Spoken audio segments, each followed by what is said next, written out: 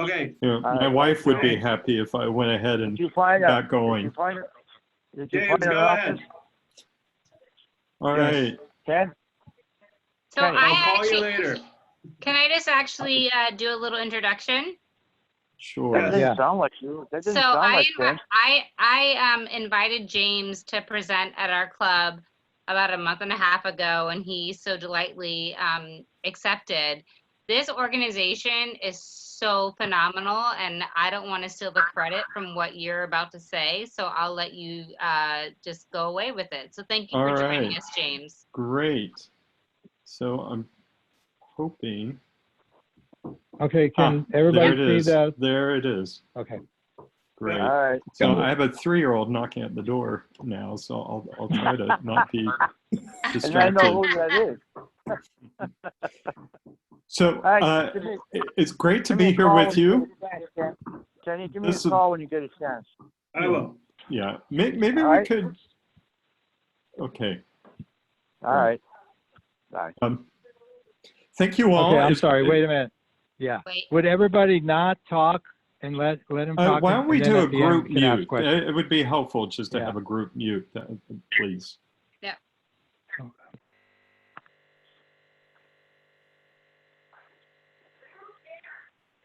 Okay. Okay. Yeah, okay. Anyway, so thank you, Rebecca, for the invitation and during this interesting time in our lives. I'm James McCaskill. I'm the Executive Director of Sunday Friends. I've been the Executive Director for 2 years. My wife and I moved here from Chicago almost 3 years ago to escape the winter. And part of that move, I made a journey out of church pastor life into frontline service and nonprofit service and arrived to Sunday Friends. Sunday Friends is an amazing organization that has been in San Jose for 24 years. And I'm trying to figure out how I can roll the slides. Oh, just tell me. I'll move it. Just Okay, say okay, slide. if you go to the next one. Yeah, so our main focus is on empowering very low-income families in San Jose to break the generational cycle of poverty. I've been doing that for 24 years. Go ahead to the next one.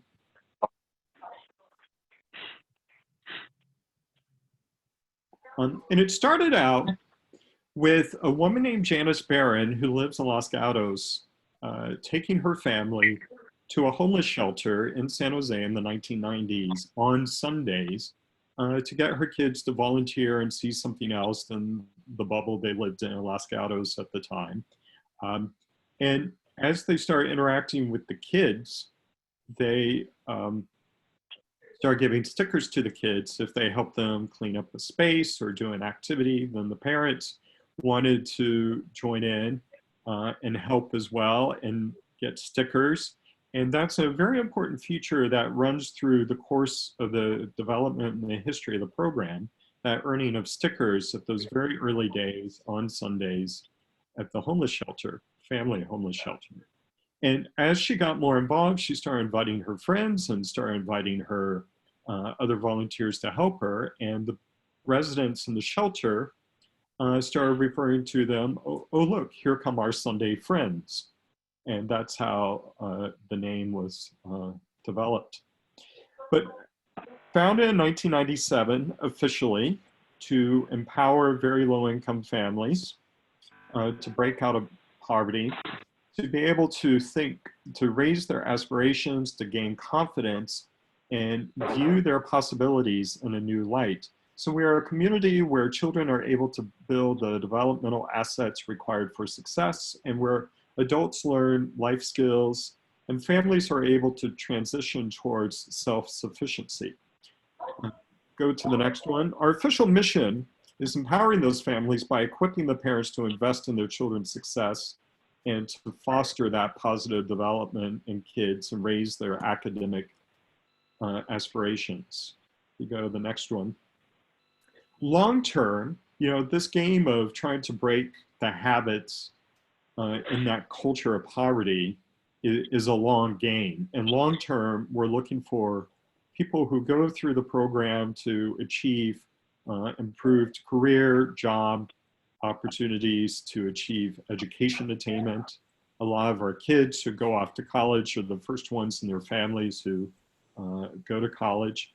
We want our families to achieve independent sustainability outside of our program, that they learn how to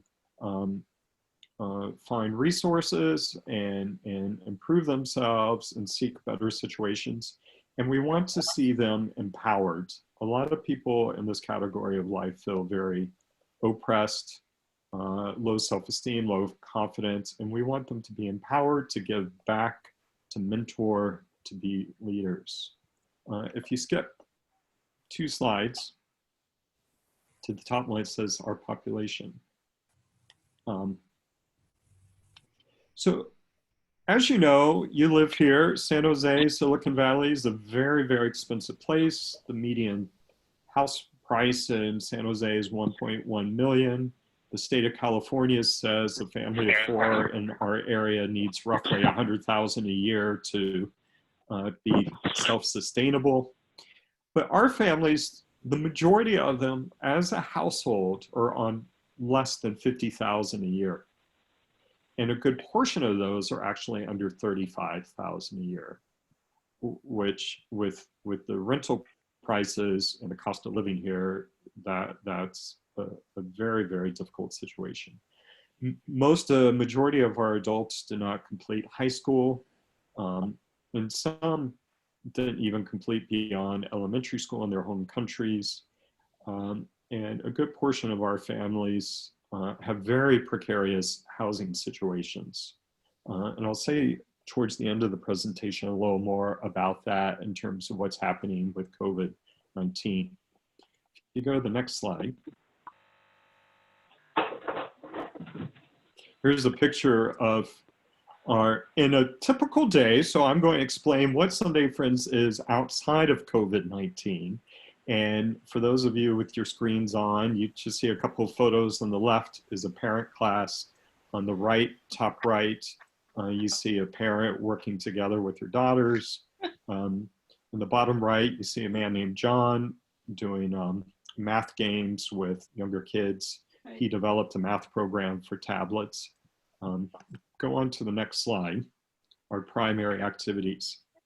So in its founding, Sunday Friends started on a Sunday, and the primary program continues to be on Sundays. It's a day-long family enrichment program. We get the family for about 6 or 7 hours.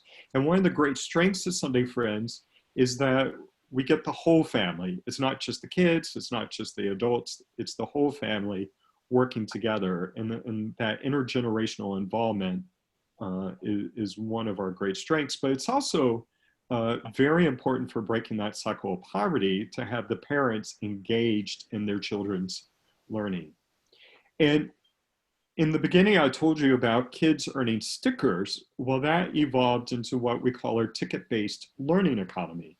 Instead of stickers, we call them tickets. And whether you're 5 years old or 28 years old or 58 years old, you'll earn tickets at every class, workshop, activity you take part in. So if you're 10 and you attend a STEM activity, if you're 30 and you attend a parent class, if you attend an ESL class, if you take part in the cooking classes, whatever it may be, you earn tickets, and each person has their own bank account.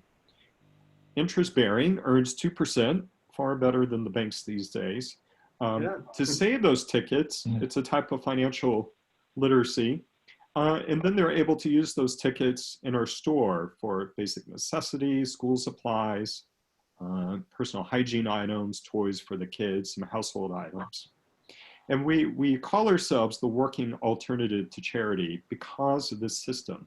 The only 2 things we give out for free that do not require tickets are food and books.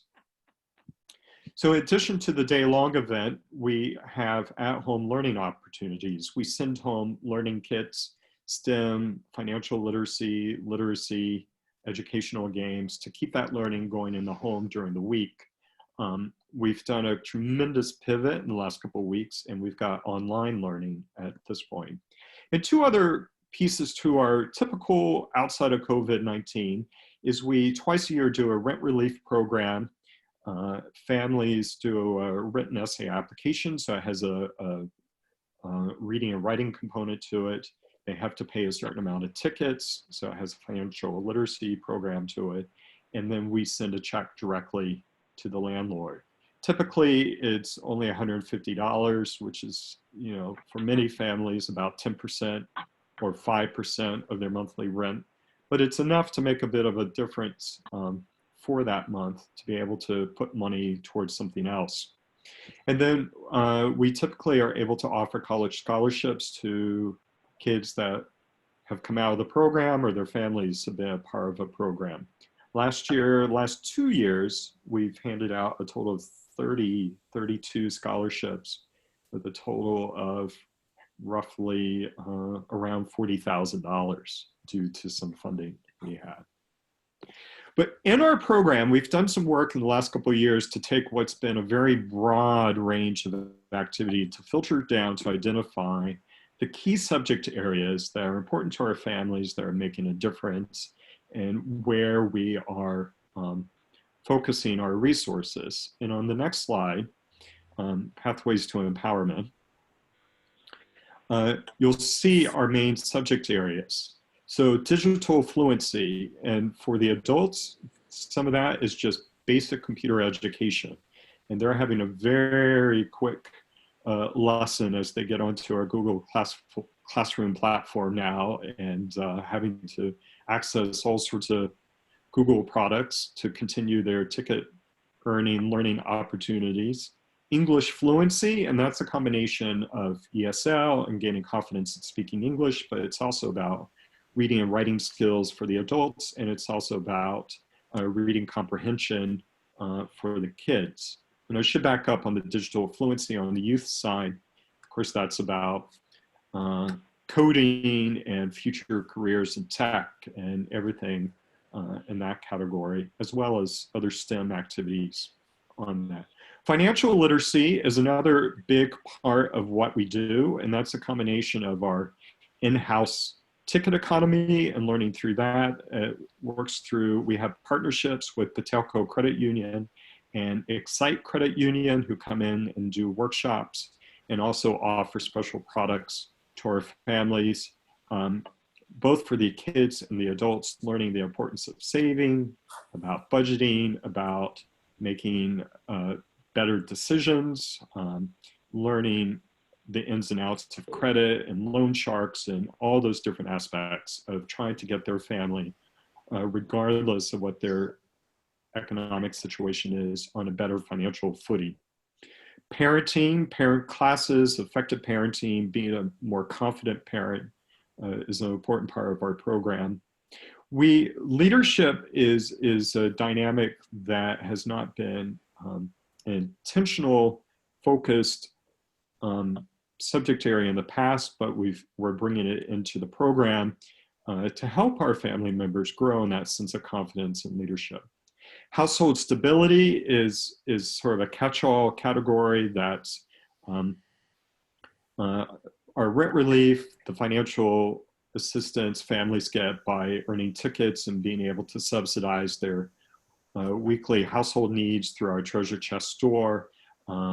It's about emotional wellness in the family, stress management, communication, all those things that bring greater wellness to the family. Because all of those things affect children's ability to succeed in their education. And that is the #1 issue we're concerned about here. And then a supportive community. One of the great aspects of Sunday Friends is that we're not just a service where you stand in line, we hand you your handout. We're a community of client, volunteer, staff, all in it together. If you've been to a program, when you walk into the room, it's not necessarily easy to pick out who's the client, who's the volunteer, who's the staff member. And that's something really important to us. If you go on to the next slide. So our Sunday programs, we're at 3 local elementary schools in very low-income neighborhoods or neighborhoods of concentrated poverty. Our historic site is at Lowell Elementary, which is in the San Jose Unified School District, just south of San Jose State campus. The Sunday Friends was able to move out of the family shelter to the elementary school site, which opened up the program to the greater public. Within the shelter, the program was limited by the 90-day cycle that shelter residents have. And then over the years, this sort of ebbed and flowed at a couple of different elementary schools. But in recent years have also been at Meadows Elementary and Santee Elementary, which are both in the Franklin McKinley School District. And our office and store are now housed within the Franklin McKinley School District headquarters, just off of Center Road near the Costco, if you know that part of town. If you go back to, go to the next slide, you'll see a girl holding up her tickets very proudly. As I mentioned before, we call ourselves the working alternative to charity, where there are no handouts. So I've talked about our learning economy, our Sunday bank system, our treasure chest store, our rent relief. Another dynamic to this is in August, when everyone is giving out backpacks filled with school supplies, our families are, quote, buying their backpacks and school supplies at the store with the tickets they've earned. When organizations like Family Giving Tree are giving out toys in December and the holidays, we are selling toys to our families. And that gives a sense of dignity, that gives a sense of satisfaction, it gives a sense of working towards a goal and all those different aspects. And we're very proud of that. If you go to the next slide, you'll see a picture of our usual treasure chest store, where we have basic necessities, personal hygiene items. Diapers and toilet paper are the 2 hottest commodities. Schools, and even I mean, it is for they are for everyone right now, but even outside of COVID-19, there are and formula and wipes. They're expensive, they're consumables, and they're expensive to us. School supplies, toys, educational games, and we're in a program called Good 360, where we get donations from Bed Bath & Beyond and Bye Bye Baby, from the stores down near you, off Blossom Hill, in that complex. Those are returns, so there's some good stuff and there's some broken, missing parts, that sort of stuff. But we call those our luxury items in the store. But our primary purpose is to be able to subsidize the household budget. Some of the women in our program do not work either because they're home taking care of the children or there's a cultural issue. And they see Sunday Friends as their work, because they're earning tickets and they're able to go and buy these things for their families for that. In a minute, I'll say what that looks like right now for COVID-19. If you go to the next slide, you see some happy kids from our last back to school shopping last August. And I should say our inventory comes from a couple of sources. We do buy quite a bit out of our operation budget. We do depend on a number of organizations to do basic necessity drives, toy drives, diaper drives, those sorts of things. We do get a grant from the Mormon Church, has a bishop, what they call the Bishop Store, what they call the San Jose Steak or South Steak is located in the Almaden area of Comanche, just south of Blossom Hill. We're able to source toilet paper and shampoo and things like that through them. And then I'll talk in a moment about our annual holiday shopping spree in November, which gets inventory for the holiday season and then into the new year. To go to the next slide, I'll show you some numbers. So we typically serve about 800 unique individuals a year. That's about 230, 250 families. We have an amazing volunteer base of 2,000 volunteers each year. A good portion of those are students needing community service hours, but we have a lot of families who come and volunteer as families, corporate groups, civic groups, school groups, all of the above. Our budget, both cash and in-kind put together, is around 1.3 million. The true cash is around 750,000. The rest is in-kind, professional services, donated materials, and in-kind facilities. In our typical day, currently we have 3 full-time and now it's about 12 part-time staff. Right now we actually have 2 full-time because our volunteer coordinator recently moved on to a new opportunity. The part-time staff are mostly frontline at the Sunday program, but we have a couple of part-time that help during the week. Again, in COVID-19, that has shifted around quite a bit on that. But we serve a number of people. We engage a number of volunteers with a very lean staff, and I'm quite proud of what the staff is able to accomplish with limited resources. In a typical, if you go to the next slide, outside of COVID-19, here's a slide of what I would tell you, how you could get involved. You know, volunteer at our Sunday program, host a drive for the treasure chest, shop at our holiday shopping spree. In November, that's 2 Friday nights of shopping at Target on Hillsdale Road down towards your neck of the woods. If you're in a business, we can come and do an on-site volunteer activity with you. You can volunteer at our treasure chest store during the week, back office sort of volunteering, you know, a host of different things. But now with COVID-19, if you go to the next slide, we've done a tremendous pivot. We have moved a good number of our participants to online to Google Classroom, which is quite the feat to accomplish with the low-income community, because there are issues of internet connectivity and access to devices, and we're working through that. There's also just the issue of not having a tremendous amount of online literacy. We've got weekly lessons, assignments, activities going on now for adults and for youth to keep that ticket earning going. I've got a part-time staffer who's doing the technical onboarding side and the quote grading side. And I've got a part-time staffer who's collecting content to get on there. We, of course, have paused our Sunday program, but we're now doing a drive-through service at the Franklin McKinley School District Service Center site on Sundays from 10:30 to 1:30. Our family engagement has doubled on Sundays during this time period. And instead of coming to shop at the store, they're now able to do an online order of a limited menu of basic necessities.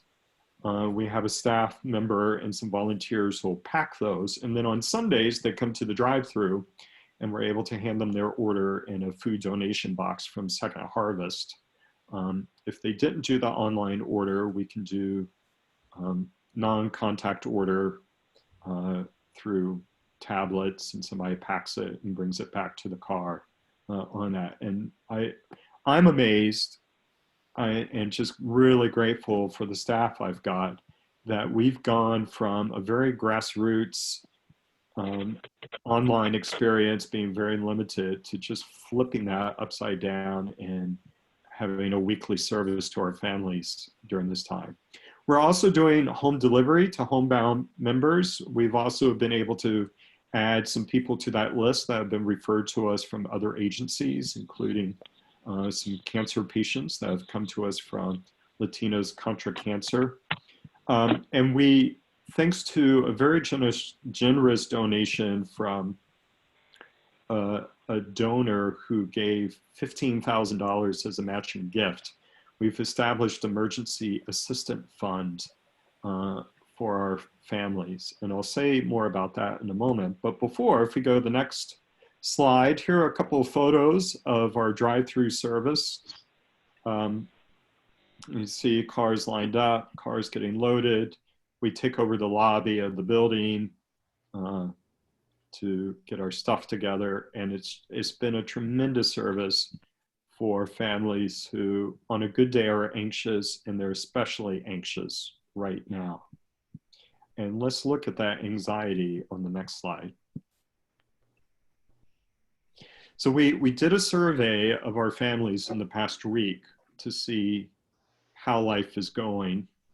And over 75% of those who had jobs and were working have lost their jobs, or they've been sent home till further notice, and they've lost their income. And their number one concern right now is paying rent.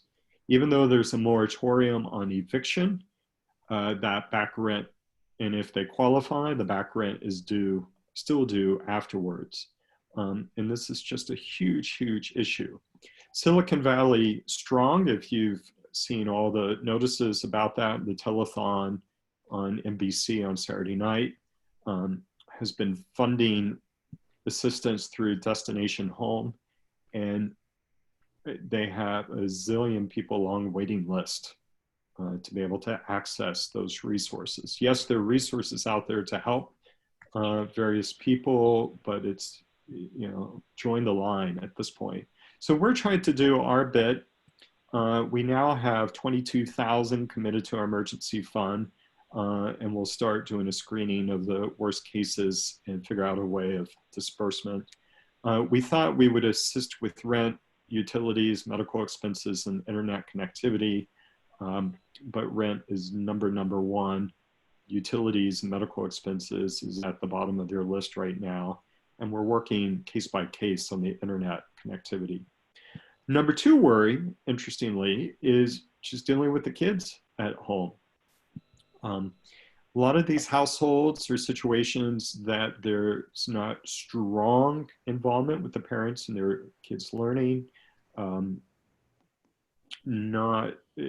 Just some of the habits have been tough to break, but they are concerned about, like I am, my wife and I are concerned about our 3-year-old becoming a TV addict, becoming a tablet addict, becoming a video game addict, multiple kids at home dealing with that. So that's not necessarily a financial issue, but it's a life issue on that.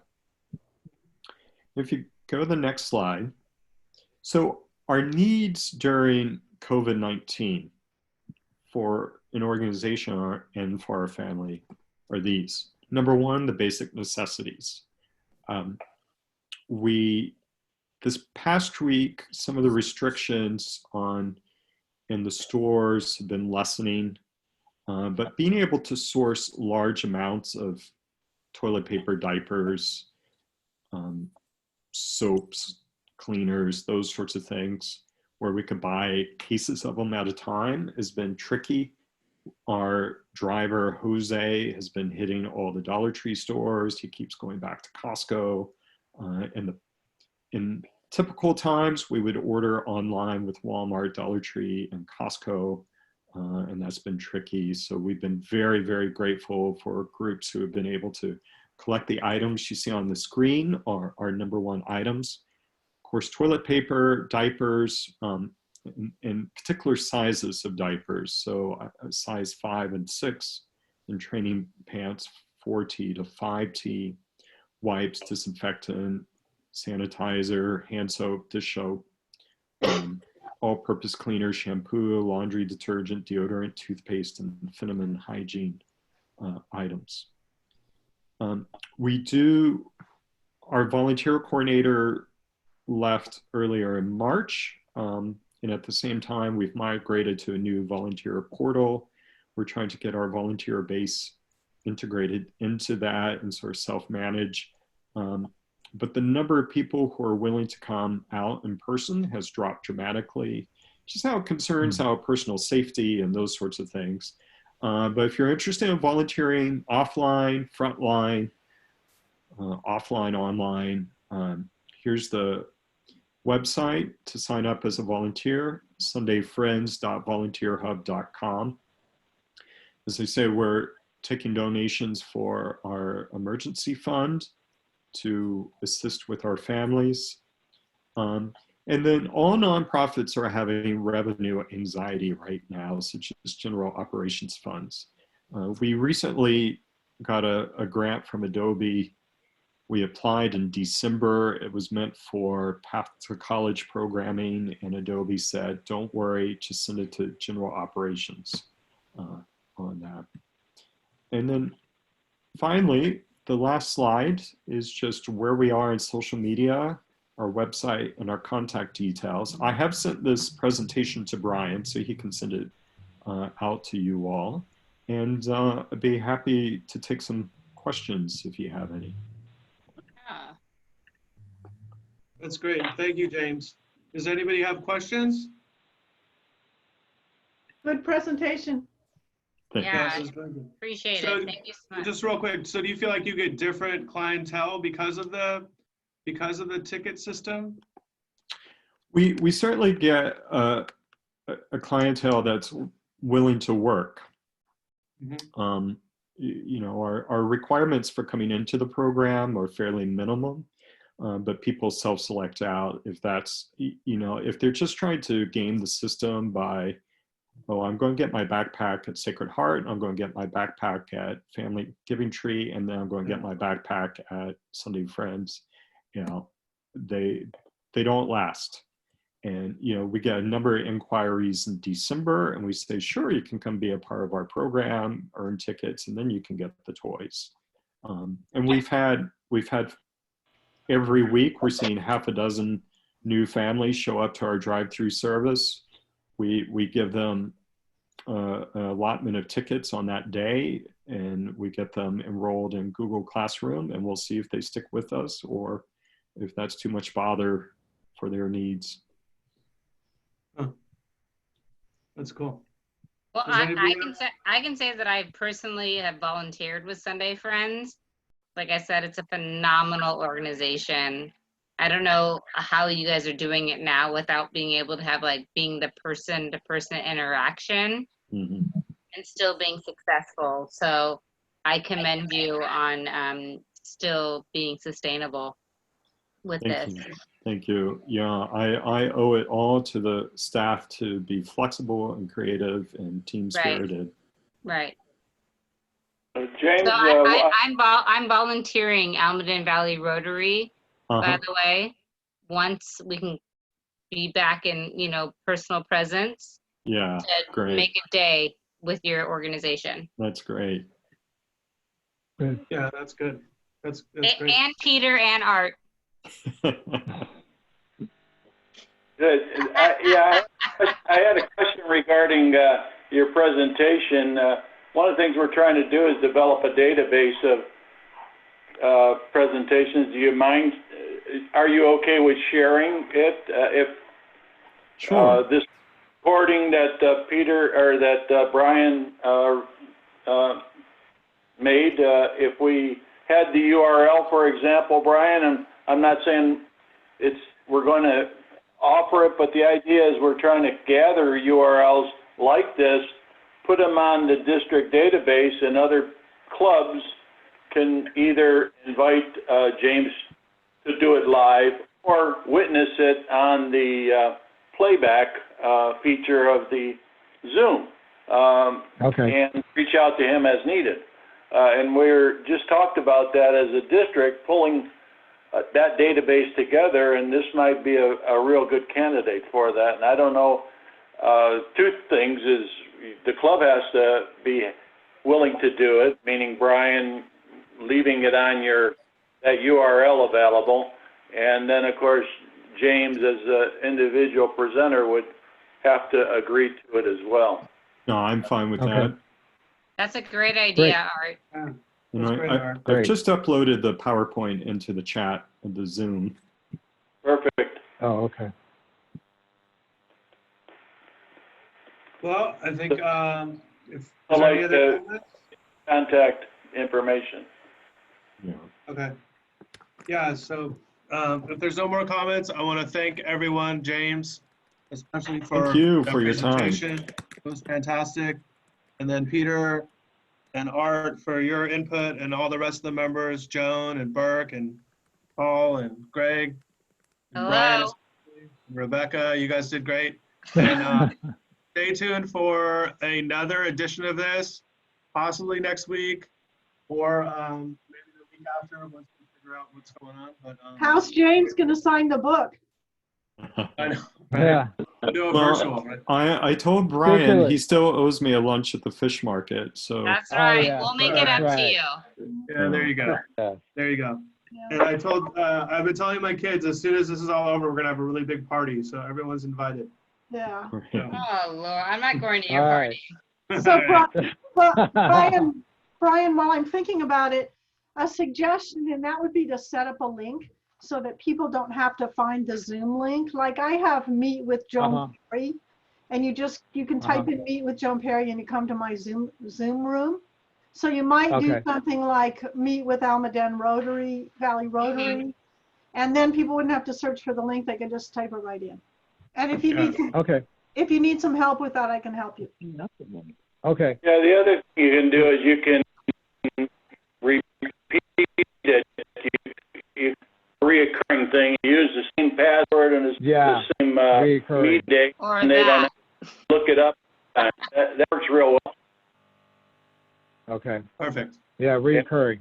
Interfaces with Gmail and all the other calendars, so if people accept the invitation, goes right to their calendar, and they always have, basically. Yeah. Can we I once forgot again one just say person. thanks, James, Yeah, because he's thank you. still listening to all of our BS. Great. I will sign off. Thank you all. Greatly appreciated. Thank you All right. for So allowing me grateful to. for you, James. Thank you so Okay. much.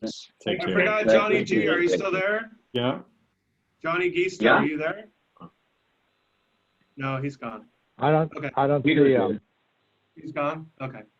Okay. All right, everybody. Brian will be in touch, and then thank you, everyone, for the meeting. It was great. Bye. Thanks, All right. Thanks. Thanks, Bye. See you, guys. Peter. Bye. See you, Art. Thanks, Joan. Tony. Bye. Glad to see you. Yeah, You good to see too. everybody.